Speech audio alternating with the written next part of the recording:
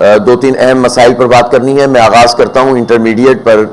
جو ریزلٹس سے 11ویں جماعت کے، اس میں جو کمیٹی بنی تھی، اس کمیٹی نے اپنی فائنڈنگز دی تھیں اور سجیشنز، اور اس پر سی ایم کی طرف سے جو کارروائی کی گئی ہے، میں کمیٹی کی تمام فائنڈنگز کو تو سمجھتا ہوں کہ بالکل ٹھیک ہیں، اور اس میں انہوں نے نشاندہی کی ہے وہ تمام تر خرابیوں کی کہ جس کے نتیجے میں ہمارے کراچی کے نوجوانوں کا، طلبہ و طالبات کا یہ رزلٹ خراب کیا گیا ہے.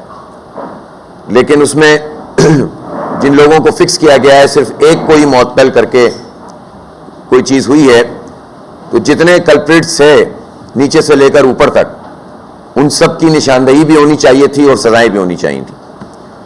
لیکن ایک بات جو اس پوری رپورٹ سے بالکل واضح ہو جاتی ہے کہ رزلٹس خراب کیے گئے ہیں، تباہ کیا گیا ہے اس پورے نظام کو، اور ایک طرح سے یہ پورا عمل کراچی دشمنی اور کراچی کے نوجوانوں کی تعلیمی نسل کشی ہے.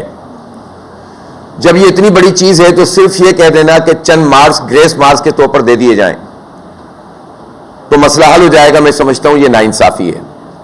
اس لیے کہ اگر یہ ان کے کہے کے مطابق وہ گریس مارکس دے بھی دیے جائیں تو جن بچوں کے ساتھ یہ زیادتی ہوئی ہے اور وہ 40s میں آ گئے تو ان کو گریس مارکس آپ دے بھی دیں گے تو وہ تو ایلیجیبل ہی نہیں رہیں گے، آئندہ نہ ایم ڈی کیٹ دے سکتے ہیں، نہ کسی انجینئرنگ یونیورسٹی میں اپلائی کر سکتے ہیں. تو ہزاروں کی تعداد میں ایسے طلبہ و طالبات ہیں جن کا حق مارا گیا ہے. اب یہ مسئلہ اگر خراب انٹر بورڈ نے کیا ہے اور اس امتحانی پروسیس نے کیا ہے اور اس کی ذمہ دار حکومت ہے، تو پھر یہ لیپا پوتی سے کام نہیں چلے گا. ہماری اس میں بہت واضح اور متعین رائے بھی ہے اور مطالبہ بھی ہے کہ 11ویں جماعت کے یہ تمام نتائج کو منسوخ کر کے ان تمام طلبہ و طالبات کو 12ویں جماعت کے اوپر پرکھا جائے. اس میں جو ان کا رزلٹ ہو اسی کے مطابق 11ویں کا رزلٹ بھی ہو. اس سے آپ کسی حد تک انصاف ان کو دلانے میں کامیاب ہو سکتے ہیں. ورنہ جن کو 3-4 پیپروں میں فیل کر دیا گیا ہے وہ کہاں جائیں اور وہ کس سے فریاد کریں؟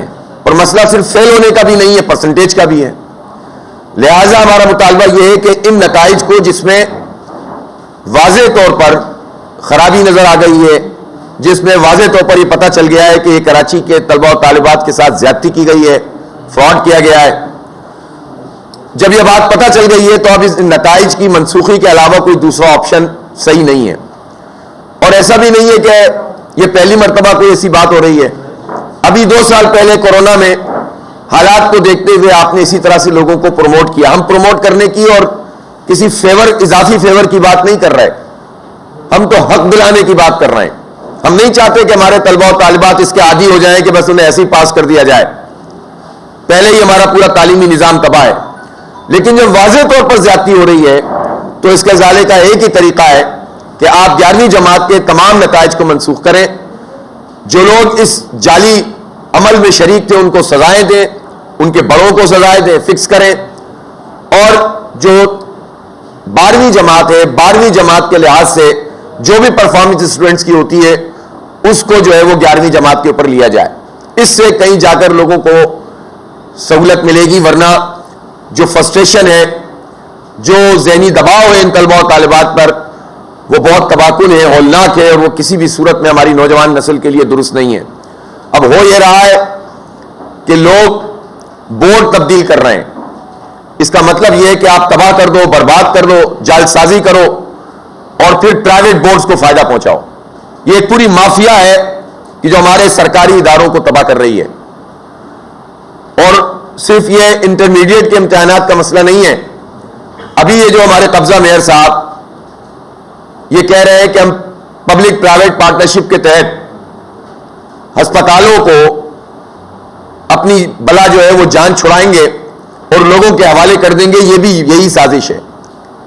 اسی طرح مافیاز کو سرکاری ادارے دے کر جان چھڑا لی جائے، فنڈز میں خردبرد کی جائے، آپ کی اپنی کوئی گورننس نہ ہو، آپ کی اپنی کوئی صلاحیت نہ ہو، چند وارڈز آپ جو ہے وہ این جی اوز کو یا اپنے پسندیدہ لوگوں کو دے دیں ٹھیکے پر، ان کی لیپا پوتی کر دیں اور جو بڑے بڑے بجٹ ہیں وہ ہڑپ کر جائیں.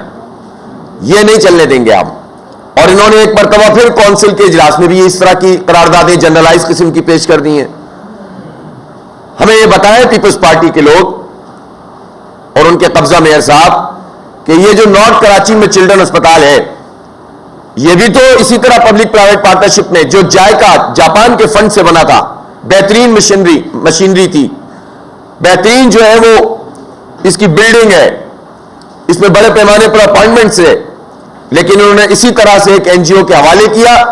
این جی او روکی رہتی ہے، یہ پیسے نہیں دیتے، یہ کہتے رہتے ہیں وہ کام نہیں کرتے. اور وہ جگہ جہاں پر ہزاروں بچوں کی روزانہ او پی ڈی ہو سکتی ہے، تقریباً 2500 سے 3000، وہ کبھی 300 ہو رہی ہے، کبھی 200 ہو رہی ہے، کبھی یہ پورا اسپتال بند ہے. اور یہ عمل 6-7 سال سے جاری ہے. ہر تھوڑے دنوں کے بعد وہاں کے لوگ آ جاتے ہیں، میڈیکل اور پیرامیڈیکل اسٹاف کے ہمیں سیلریز نہیں مل رہی.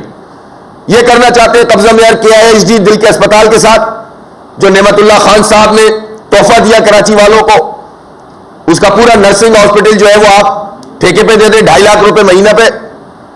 تو یہ جو جعل سازی اس شہر کراچی کے ساتھ ہے، یہ کسی صورت میں بھی قابل قبول نہیں ہے.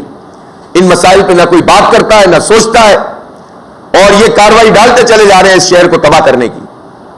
اس لیے یہ قابل قبول نہیں ہے. یہ سارے ہتھکنڈے جو ہمارے اسپتال بیچ دو، ہمارا بورڈ تباہ کر دو، ہمارے بچوں کا مستقبل تباہ کر دو، ان کی تعلیمی نسل کشی کر دو، اور کوئی پوچھنے والا بھی نہ ہو.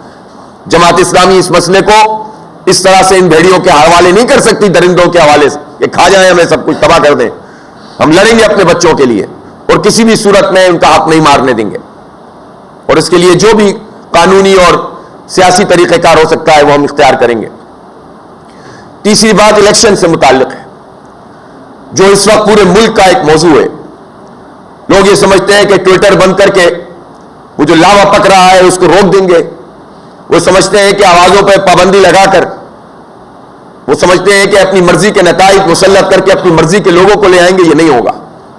اب شعور کی سطح اس قدر آگے ہے کہ پاکستان کے کروڑوں نوجوانوں اور بچوں میں یہ صلاحیت کر چکی ہے، اور سب جانتے ہیں کہ یہ سب دھندا کیا کیا گیا ہے، کون اس کے پیچھے ہے. اس شہر کراچی کے ساتھ جو ظلم ہوا ہے، میں میڈیا سے بھی بات کرنا چاہتا ہوں، اور میں ان اینکر سے بھی بات کرنا چاہتا ہوں جو جنرلائز تو کر رہے ہیں اس دھاندلی کو، لیکن ان کا سفر پنجاب سے آگے نہیں بڑھتا، سندھ میں داخل نہیں ہوتا. اور پھر خاص طور پر کراچی کے نتائج کو تو ایسا لگتا ہے کہ بڑے بڑے دانشوروں اور صحافیوں نے بھی قبول کر لیا ہے، ایک عمومی سی بات کر کے مذاق کر کے نکل جاتے ہیں. میں پوچھنا چاہتا ہوں کہ جو دھاندلی کراچی میں کی گئی ہے، 5000 ووٹ بھی جس جگہ پر ایم کیو ایم کو نہیں ملے، اس کو اگر 30,000 اور 50,000 ووٹ دیے گئے ہوں، 10,000 ووٹ بھی نہیں ملے ہوں اور اس کو 1 لاکھ کر دیا گیا ہو، تو میں نام نہیں لینا چاہتا، میں ان تمام صحافیوں سے، اینکر سے، میڈیا پرسن سے پوچھنا چاہتا ہوں کہ اس کو موضوع کیوں نہیں بنایا جا رہا. آپ جب یہ موضوع بناتے ہیں 50,000 کو 1 لاکھ کیا گیا ہے تو ہم سپورٹ کرتے ہیں، اور ہم سمجھتے ہیں کہ یہ جعل سازی سے نواز شریف کا آنا یہ قوم کے اوپر ظلم ہے. لیکن ہم یہ بھی چاہتے ہیں کہ لوگ افواہوں کو مسلط کیا گیا ہے ہم پر، کن دہشت گردوں کو اس شہر کراچی پر مسلط کیا گیا ہے. عوام نے ووٹ نہیں ڈالے، لاکھ ووٹ بھی شاید جنون نہیں پڑا ان کو پورے شہر میں، ٹھپے دیے گئے تھے، پہلے سے بکس ان کو فراہم کی گئی تھیں. بلدیہ فیکٹری جلانے والے، 259 انسانوں کو آگ سے جلانے والے، بوری بند لاشوں کا کاروبار کرنے والے، شہر کی انڈسٹری اور تعلیم کو تباہ کرنے والوں کو جس طرح سے ہم پر مسلط کیا گیا ہے، اس پر میڈیا کے لوگوں کی یہ خاموشی مناسب نہیں ہے. یہ شہر پاکستان چلاتا ہے، یہ عوام کے حق میں جو ڈاکہ مارا گیا ہے اس پر سب کو آواز بلند کرنی ہوگی. اور میرا مطالبہ یہ ہے کہ فارم 45 کے مطابق نتائج آنے چاہیے. وہ فارم 45 جس پہ پریزائڈنگ افسر کے بھی سائن ہیں، جس پر پولنگ ایجنٹ کے بھی سائن اور انگوٹھے ہیں، اور اس قدر نااہل ہے یہ کرپٹ مافیا کہ یہ جعل سازی بھی کرنے کے قابل نہیں ہے. پکڑے جائیں گے سارے کے سارے. ایک دفعہ